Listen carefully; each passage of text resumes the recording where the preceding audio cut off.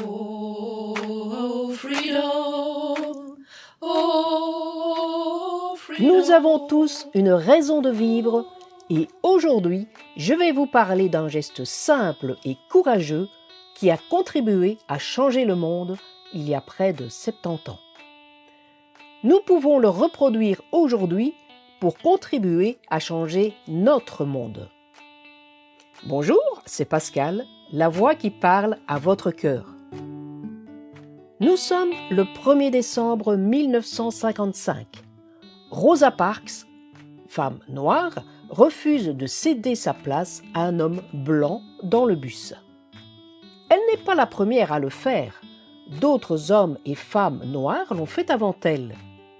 Mais voilà, Rosa Parks a fait l'expérience d'une société sans ségrégation en travaillant au sein de la base militaire de Maxwell et elle s'est engagée dès 1943 dans le mouvement pour les droits civils. Suite à ce refus de laisser sa place, elle est arrêtée et condamnée à 15 $ d'amende.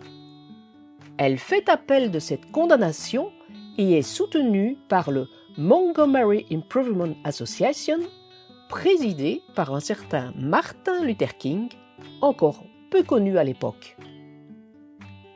Cette association va prôner le boycott des bus Montgomery par la population noire. Ce boycott va durer 381 jours. Oui, vous avez bien entendu, 1 année et 15 jours. Le 13 novembre 1956, la Cour suprême des États-Unis statue que la ségrégation dans les bus est anticonstitutionnelle.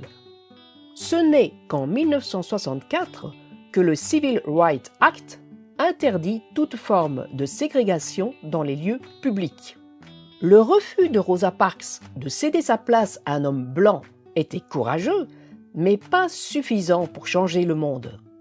C'est le soutien collectif et le boycott des bus qui a permis de changer le monde et d'abroger, au moins sur papier, la ségrégation raciale. Aujourd'hui, en tant que consommateurs, nous avons ce pouvoir de changer notre monde. Partout en Europe, les agriculteurs se sont enfin réveillés. Conditionnés à penser, comme nous tous, que l'Europe était là pour veiller à leurs intérêts, ils se sont rendus compte qu'en fait, elle les tuait à petit feu. De plus en plus stricte, tout en ouvrant grandes les portes de l'Union européenne aux productions agricoles d'autres pays n'ayant pas toutes ces contraintes. Alors oui, nous avons un pouvoir énorme comme consommateurs de boycotter le bœuf argentin, le mouton néo-zélandais, les céréales de l'autre bout du monde, etc. Alors faisons-le, chacun suivant nos possibilités. Participer à une grande manifestation pour soutenir les agriculteurs ou pour le climat, c'est bien, mais cela ne changera pas le monde. Par contre, des petites actions simples et répétées par beaucoup de personnes peuvent le faire.